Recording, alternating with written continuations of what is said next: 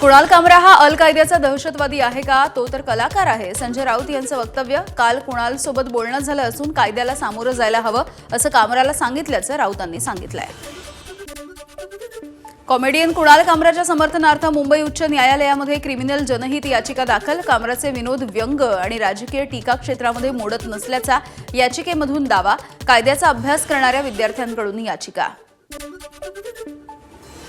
कुणाल कामराच्या अडचणींमध्ये वाढ झाली आहे. खार पोलिसांमध्ये कामराच्या विरोधात 3 गुन्हे दाखल आहेत. उपमुख्यमंत्री एकनाथ शिंदे यांच्या विरोधामध्ये आक्षेपार्ह वक्तव्य केल्याप्रकरणी 3 स्वतंत्र गुन्ह्यांची नोंद झाली आहे. सरकार बोळ्याने दूध पितंय का? शिवाजी महाराजांच्या सातत्याने होणाऱ्या अवमानाच्या संदर्भात खासदार उदयनराजे यांची सरकारवर सडकून टीका. कोश्यारींपासून महाराजांचा अपमान करणाऱ्यांची यादी काढली तर किती आणि कोणाकोणावरती कारवाई झाली? विजय वडेट्टीवार यांचा सवाल. महापुरुषांचा अवमान करणाऱ्यांना सरकार पाठीशी घालतंय, वडेट्टीवारांचा आरोप.